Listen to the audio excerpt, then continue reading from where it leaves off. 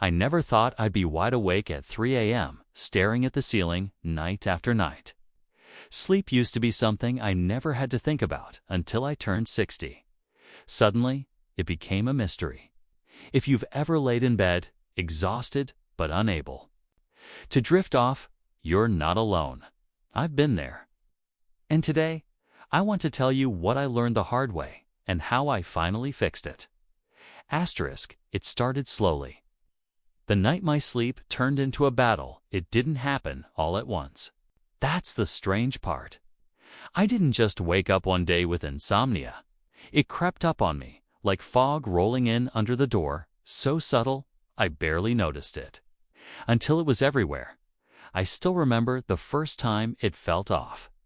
I'd had a normal day, nothing stressful, nothing unusual. Dinner was on time. I read a few chapters of my book like I always did, brushed my teeth, got into bed, and turned off the light. But instead of drifting into sleep the way I used to, I just ... laid there. The clock on my nightstand blinked at me.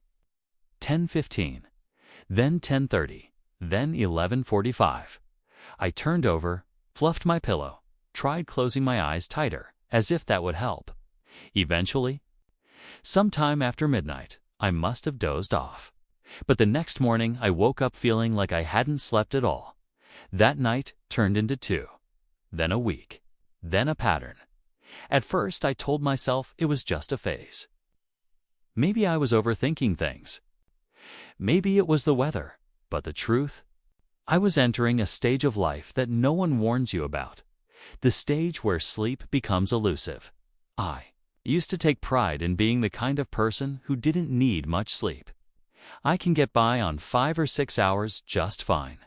I used to brag. That might have worked when I was younger, but now, after 60, my body started sending me different signals. Fatigue settled in during the day, not just the sleepy kind, but the kind that makes your limbs heavy and your thoughts foggy. I found myself nodding off during afternoon conversations. I stopped enjoying the things I once looked forward to: gardening, walking, even talking to friends. Everything just felt ... harder. But what really scared me wasn't just the tiredness. It was how emotionally drained I felt. When you don't sleep well, your entire world shrinks. I became more irritable, more anxious. I'd wake up with a knot in my stomach and no idea why. I didn't talk about it much at first. I figured I was just being dramatic. After all, everybody has a few bad nights, right? But one evening, during a phone call with my daughter, she said something that hit me like a ton of bricks. "You don't sound like yourself, Dad. You seem tired all the time." That's when I realized I wasn't imagining it. This wasn't just about sleep anymore. It was affecting my personality, my health, my relationships. So I started paying closer attention. I began tracking my sleep. I made little notes: what I ate, what time I went to bed, how many times I woke up during the night. Patterns began to emerge. I noticed that certain foods made things worse. Even the timing of my dinner seemed to affect my ability to fall asleep. More than anything, I noticed a growing frustration with myself. Why couldn't I just sleep like I used to? I wasn't doing anything differently. Or so I thought.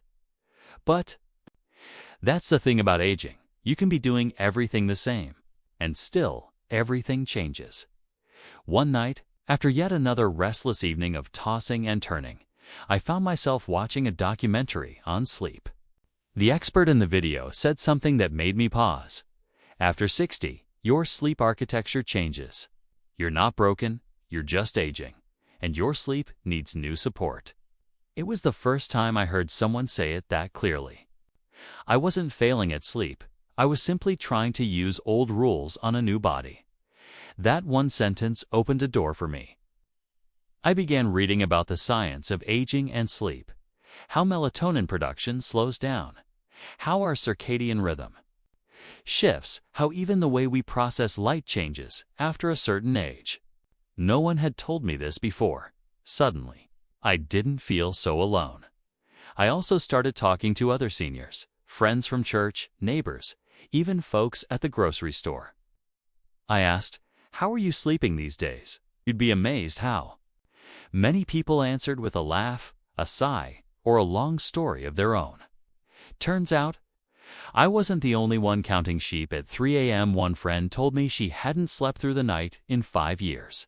Another said he gave up trying. He just gets up and watches TV until the sun rises. Hearing those stories made me sad, but also motivated. I didn't want that to be my future. I knew there had to be a better way, and that's why I decided to take this seriously. I made a vow to myself. I would figure this out. I would get my nights back. But before I could fix anything, I had to unlearn a lot of what I thought I knew about sleep. I had to stop thinking of myself as a bad sleeper and start understanding myself as a changing sleeper, someone whose body was asking for different care, not less. That shift in mindset was the beginning of my healing. I know you might be going through the same thing right now. Maybe you're watching this video after yet another night of staring at the ceiling. Maybe you've tried herbal teas, meditation apps, and all the sleep tips out there, only to still feel exhausted when morning comes. If that's you, I want to say this: you're not alone, and you're not broken. You're just changing, and you can learn how to work with those changes instead of against them in the next part of this journey. I'll share with you all the sleep advice I tried, the good, the bad, and the useless. Some of it made me feel worse, not better.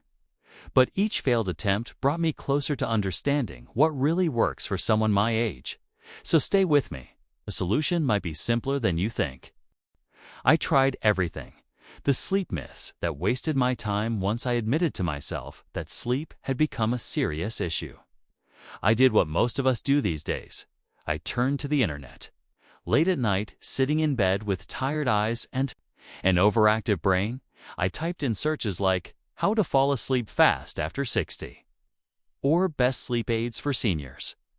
What I found was a flood of advice, some helpful, some confusing, and a lot of it just plain wrong, desperate to reclaim my nights. I started trying every tip I came across. At first, I was optimistic. I figured all I needed was a magic trick, the one little thing I wasn't doing yet. Oh, how wrong I was. Let me walk you through what I tried, and why most of it just wasted my time. The warm milk myth. This was the first suggestion nearly everyone, from online articles to friends at the senior center, threw at me. Just drink a warm glass of milk before bed, they said. It has tryptophan. It'll knock you right out. So I gave it a shot. Every night before bed, I'd warm up a glass of milk and sip it slowly. It felt comforting, yes, a little. Nostalgic, but sleep, not so much. I still tossed and turned like before.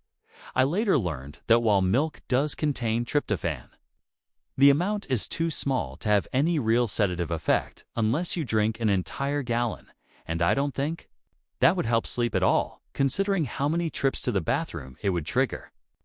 Over-the-counter sleep aids, a dangerous shortcut when the home remedies failed. I started eyeing the pharmacy shelf. Those little boxes that promised fall asleep faster and wake up refreshed looked tempting. I bought one, just 2. Try it for a few nights. That turned into 2 weeks. At first, they worked. I fell asleep faster. But soon, I started waking up feeling even more tired, foggy, dizzy, and sluggish. It felt like my body was dragging a heavy coat around all day. Worse yet, I developed a kind of mental dependence. I started worrying that without the pills, I wouldn't sleep at all. That scared me. A quick talk with my doctor confirmed what I suspected. Most over-the-counter sleep medications contain antihistamines, like diphenhydramine, the same stuff in allergy meds, and they're not meant for long-term use, especially not for seniors. They can cause confusion, falls, memory problems, and worse. So I stopped. And things got worse before they got better. It was like my body had to relearn how to sleep naturally again. Evening TV and late-night scrolling. The silent sleep killer, another bad habit I had to confront was my nighttime screen use. Watching TV helped distract my brain from racing thoughts. Sometimes, I'd scroll through my phone or play simple games in bed thinking it would relax me. I had no idea how harmful this really was. One night, I read an article about blue light, the type of light emitted by phones, tablets, and TVs. It turns out, this light tricks your brain into thinking it's still daytime, suppressing melatonin, the hormone that tells your body it's time to wind down. That explained why I'd feel alert late into the night, then crash hard and wake up exhausted. The fix wasn't easy. I loved my nighttime shows, but I committed to cutting off all screens 1 hour before bed. Instead, I picked up a paperback, listened to soft music, or practiced some light stretching. Within a few nights, I noticed a difference. Not huge, but noticeable. Sometimes it's not what you add to your routine, but what you remove that matters most. Sleeping in late, a mistake in disguise. Here's one that really surprised me. Since I was sleeping poorly at night, I started allowing myself to sleep in to 9 o'clock. Sometimes 10 o'clock in the morning. I thought I was catching up. But guess what? That late wake-up time only made things worse. Sleeping in confused my internal clock. I stopped feeling tired at night, and the cycle kept repeating. My sleep schedule became unpredictable, and my energy levels were all over the place. Eventually, I forced myself to wake up at the same time every day, even if I had barely slept. It was rough, especially the first week, but after a while, my body started adjusting. I began feeling sleepy in the evenings again, the way I used to. Herbal teas and natural remedies, not all bad, but not magic either. Chamomile tea, valerian root, lavender sprays, I tried them all. Some of them were soothing. The ritual of brewing a calming tea and sitting quietly with it did help signal to my body that it was time to wind down. But they weren't sleep potions. They didn't knock me out, and honestly, I think a lot of the benefit came from the routine itself, not the herbs. What mattered more than the tea was what I paired it with: dimming the lights, soft music, no screens, and letting myself mentally prepare for sleep. The myth of just relax. People love saying, just relax and don't think about it. Sleep will come. That advice, while well-intentioned, drove me crazy. Telling someone who hasn't slept well in weeks to just relax is like telling a drowning man to just float. What I learned is that relaxation isn't automatic, it's a skill. And like any skill, it takes practice. Eventually, I discovered guided breathing techniques and progressive muscle relaxation. At first, I felt silly doing them. But over time, they trained my body and brain to calm down on cue. That, more than anything else, began to make a real difference. Why this material? Sharing all this because I want you to know you're not alone in feeling frustrated.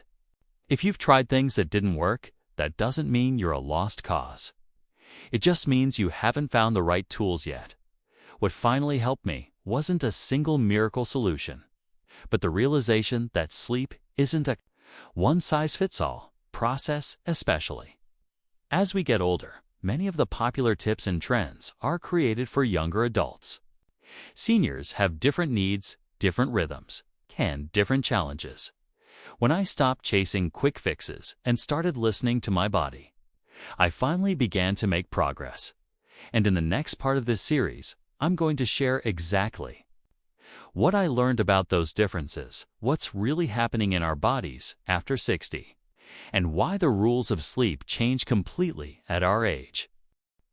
The real reason seniors struggle with sleep. It's not what you think. It wasn't until I hit rock bottom with my sleep that I realized I needed to go deeper than just quick fixes. Warm milk, herbal teas, blue light glasses, they were all fine, but none of them addressed the real root of the problem. I kept asking myself the same question: Why is this happening now? Why does sleep become so difficult after 60? The answer, as I would soon learn, had nothing to do with willpower or routine alone. It had everything to do with biology. Let me take you back to the day I finally understood this. It was after a visit to my doctor. I had gone in expecting the usual, some generic advice, maybe a prescription. Instead, I was referred to a sleep specialist now. At first I thought that was a bit much. A sleep specialist? For someone like me. But I was desperate, and I figured, why not? That decision changed everything. The appointment was eye-opening. To say the least, our sleep architecture changes with age. The specialist began by showing me something called a sleep architecture chart, a visual breakdown of how our sleep is, structured throughout the night. There are different stages: light sleep, deep sleep, also called slow-wave sleep, and REM, the dream phase. As younger adults, we tend to get a good amount of deep sleep in REM, both of which are vital for memory, healing, and emotional processing. But as we age, especially after 60, the amount of deep sleep we get starts to decrease significantly. That means two things. We wake up more often. Our sleep is lighter and more easily disrupted, so all those brief wake-ups I thought were due to stress or noise, they were normal, at least for someone my age. My body wasn't broken. It was simply adjusting to a new phase of life, one that required new understanding and strategies. Melatonin production slows down here. Something else I didn't know. Our body produces less melatonin as we age. Melatonin is that natural hormone that tells your body, hey, it's nighttime, time to power down. It's what helps regulate your internal clock or circadian rhythm. When I was younger, my body produced plenty of melatonin on its own. Just a dim room was enough to make me yawn and head to bed. But now, I could sit in a completely dark room and still feel wide awake.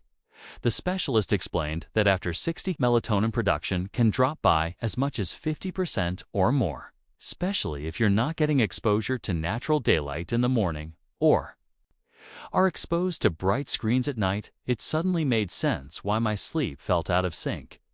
Your internal clock shifts forward. Another big surprise. As we age, our circadian rhythm naturally shifts. This is sometimes called advanced sleep phase syndrome. In simple terms, your body starts wanting to go to bed earlier in the evening and wake up earlier in the morning. That's why so many seniors feel sleepy around 8 or 9 p.m. and then find themselves waking up at 3 or 4 a.m., wide awake with no idea what to do. I thought I was broken. Turns out, I was just normal, and no one had told me. Once I stopped fighting this shift and started working with it, things improved. Instead of trying to stay up until midnight, I began honoring my body's natural rhythm, winding down earlier and rising with the sun. It felt more natural, more peaceful.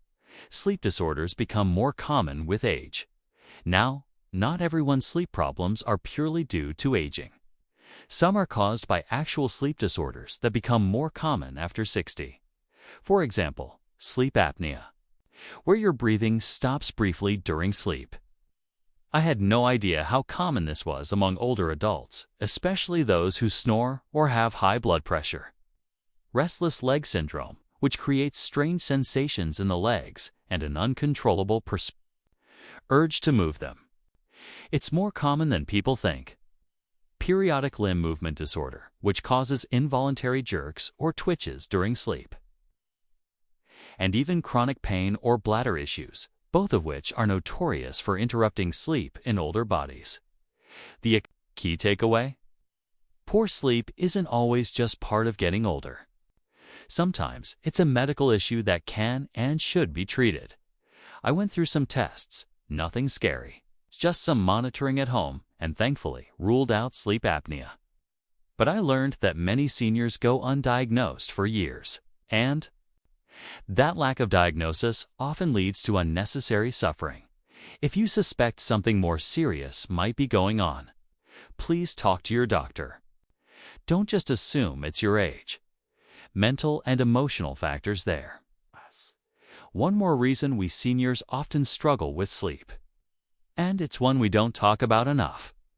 The emotional weight of aging. Let me be honest, getting older isn't always easy. We carry so many thoughts with us at night. Worries about health, finances, loneliness, family.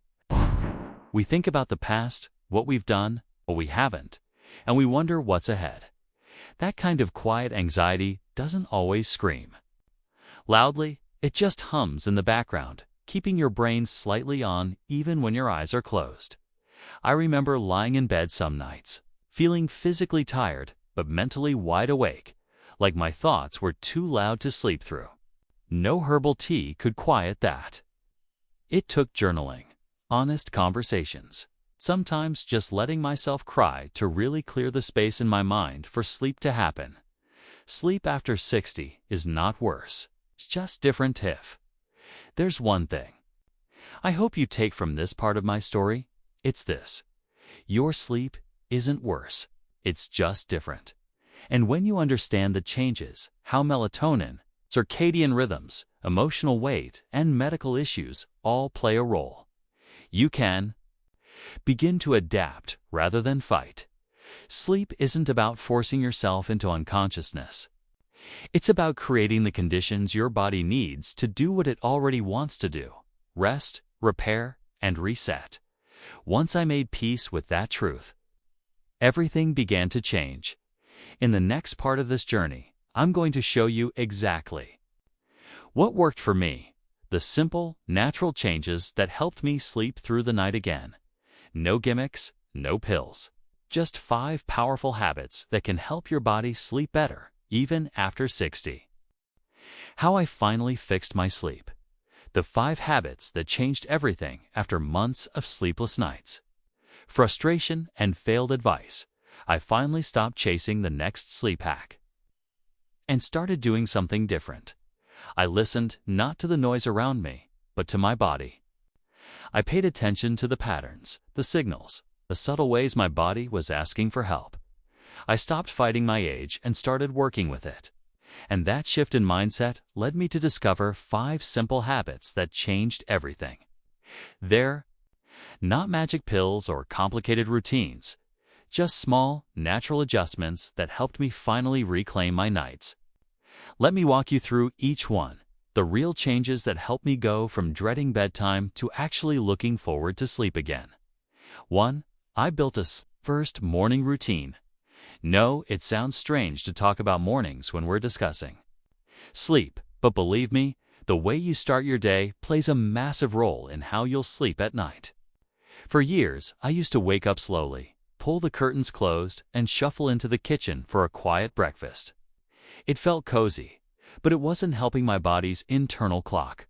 What I learned is that getting natural sunlight in the morning is one of the most powerful ways to reset your circadian rhythm. It tells your body, it's daytime now, be alert. And in about 14 to 16 hours, your body will then naturally start producing melatonin to prepare for sleep. So, I changed my routine.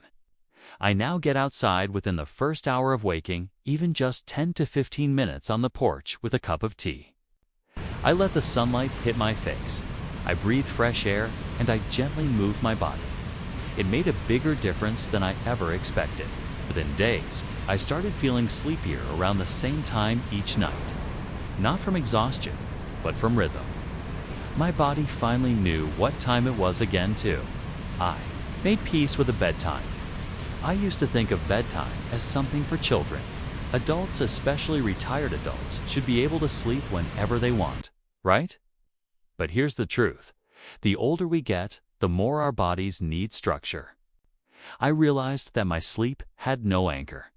I was going to bed at different times every night, depending on my mood, TV schedule, or how late I'd had dinner. No wonder my sleep was scattered, so I made a commitment. I chose a bedtime and stuck with it. For me, that time is 9:45 p.m. sharp.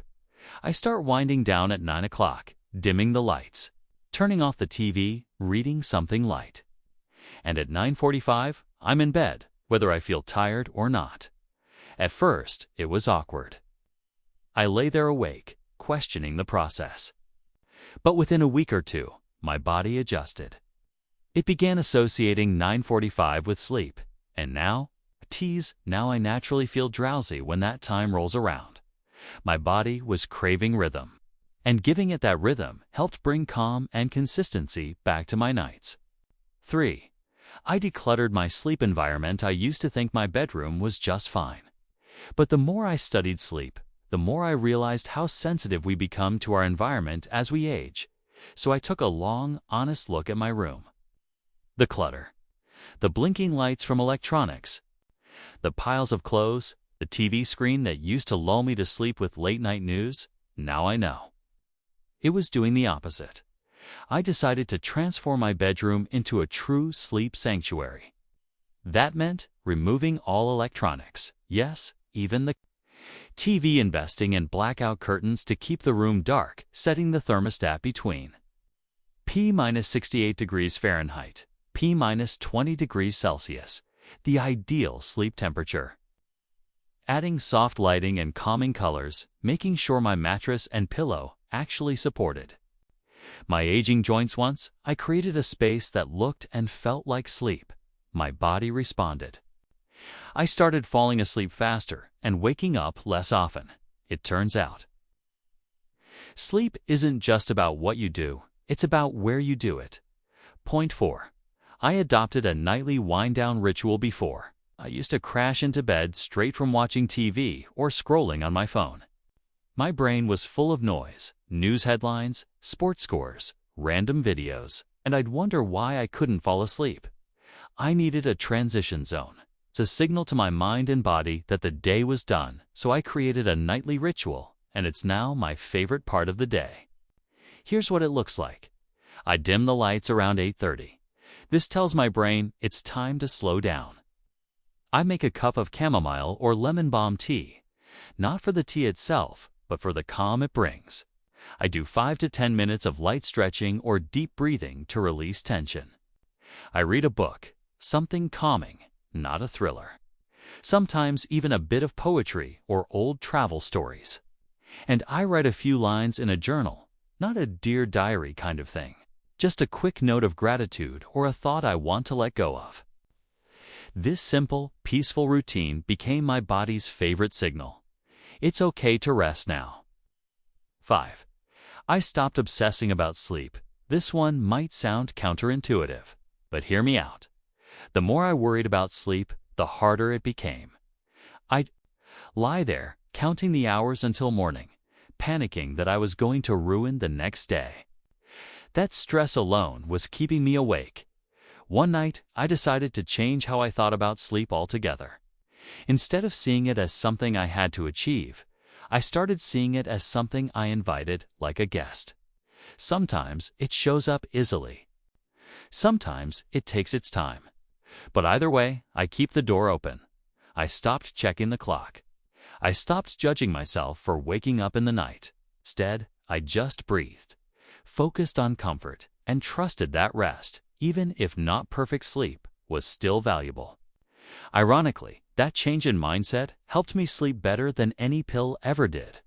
A new relationship with sleep. Those 5 habits: morning sunlight, consistent bedtime, a calming sleep space, a nightly ritual, and letting go of control didn't fix my sleep overnight. But slowly, steadily, they brought me back to a place of peace. Now, I don't panic when the lights go out. I don't dread the bedroom.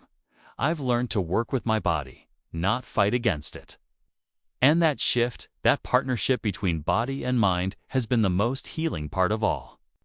If you've been struggling like I did, I hope you'll try these habits. Not all at once, just one at a time. Let your body show you what it responds to. In the final part of this series, I'm going to share what my sleep routine looks like. Now, how I've fine-tuned it for my lifestyle, and how you can create a plan that works for you. One that fits your needs, your age, and your life. Waking up refreshed at 70. My sleep routine today. I used to believe that waking up refreshed was a luxury reserved for younger people.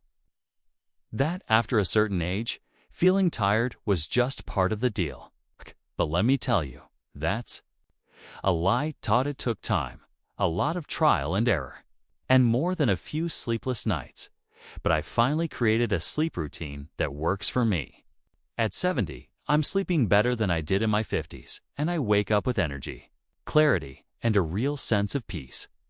In this final section, I want to walk you through exactly what my sleep routine looks like today, step by step. Not to say you have to copy it exactly, but to show you what's possible when you build a system that honors your body, your stage of life, and your emotional well-being. 6:30 a.m. Wake up with porpoise. I used to sleep in late trying to catch up on rest, but now I wake up at 6:30 every morning. No alarm needed. My body just knows. And instead of dreading the day, I now feel grounded, clear-headed, and even excited for what's ahead. The key: I wake up at the same time every day, even on weekends. This consistency has helped regulate my sleep-wake cycle more than anything else.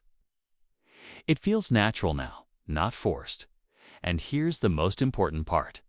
I don't jump straight into the day. I take a few quiet minutes to sit in bed, stretch my arms, and say something kind to myself. Just a small affirmation like, "You're doing better than you think." 7 a.m. morning sunlight and movement, after brushing my teeth and splashing cold water on my face, I head outside. Even if it's just the backyard or the balcony, I make it a point to get 10 to 15 minutes of natural sunlight. Sunlight in the morning does something powerful. It helps regulate melatonin production and sets the stage for a restful night. Hours later, sometimes I take a short walk. Other times, I just sit and enjoy my tea. Either way, I breathe deeply and let my senses wake up gently. I've learned that rushing is the enemy of sleep. Even when you're just waking up. 8 a.m., a nourishing, light breakfast. Sleep doesn't begin at night. It begins with how you fuel your day. I used to have heavy breakfasts, thinking they'd give me energy. But now, I keep it light and balanced. Maybe some oatmeal with fruit, a boiled egg, or yogurt with seeds. I've noticed that keeping my digestion light and regular has a ripple effect throughout the day. I feel less bloated, less sluggish, and by the time night comes, my body is ready to settle. I also try to avoid caffeine after 10 a.m., not because I don't love coffee, I do, but because even small amounts can affect sleep when you're subsuing. When you're older. That was a hard truth to swallow. But once I switched to herbal teas in the afternoon, my sleep got deeper. Daytime, staying active. Not exhausted. I used to think I needed to tire myself out to sleep well, so I'd push myself long. Walks, chores, errands, then crash into bed. But that backfired. The physical strain actually made my joints ache and kept me up, not helped me sleep. So now I focus on gentle, consistent movement throughout the day, like light gardening, stretching, or walking after meals. I avoid naps unless I really need one, and even then, I keep it under 20 minutes. The key is to use energy steadily, not deplete it. By evening, I feel pleasantly tired, not worn down. 6 p.m., the wind down begins. Dinner is earlier now. Around 5:30 or 6 p.m. I used to eat late, but I noticed it kept me feeling full and uncomfortable at bedtime. Now, with an earlier, lighter dinner, like soup, grilled vegetables, or fish, my body digests everything well before I hit the pillow. By 6:30, I start my unwinding phase. That means turning off the news or anything emotionally triggering, dimming the lights in the house, listening to calming music or instrumental sounds. Slowing my pace mentally and physically, I avoid sugar and screen time like the plague. After 7 p.m., no emails, no scrolling, no stress. 9 p.m., my nighttime ritual at this point. My body knows exactly what's coming. Here's my personal bedtime ritual. It's simple but sacred.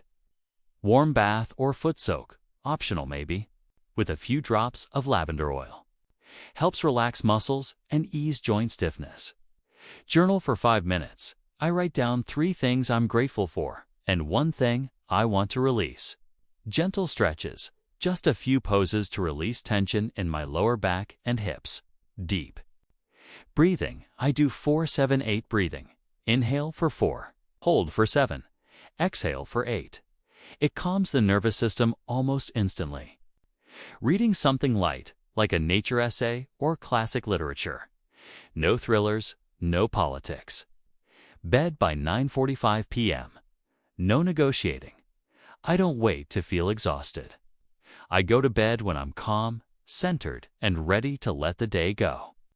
My bedroom is dark, cool, and quiet, and my mind is no longer spinning. 3 a.m. wake-ups.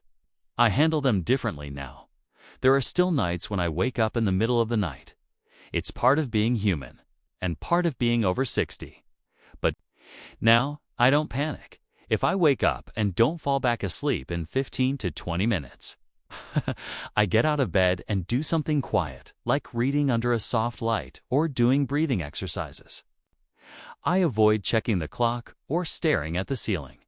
Eventually, my body gets the message, and I return to sleep naturally. No frustration, no pressure. How I know it's working here's how I know my routine is truly working. I wake up before the alarm, refreshed and clear-headed. I no longer dread nighttime. I don't rely on medication or gimmicks. My mood is better. And I feel more emotionally balanced. I actually look more rested, fewer bags under the eyes, more natural energy. Most importantly, I no longer feel like sleep is a battle. It's a partnership now between me and my body, my mind and my habits. Final thoughts. You can reclaim your sleep. Tef. There's one message I want to leave you with. It's this. Better sleep after 60 is not only possible, it's within your reach. Yes, your body has changed. Yes, the old tricks may not work anymore. But that doesn't mean your best nights are behind you. Okay? It means you get to rediscover a new way of resting, one that's deeper, calmer, and more in tune with who you are now. Start small. Change one habit. Build slowly. Listen to your body. And most of all, be kind to yourself. You deserve rest. You've earned it. And if I can find peace in the quiet hours of the night again, after all my struggles, so can you.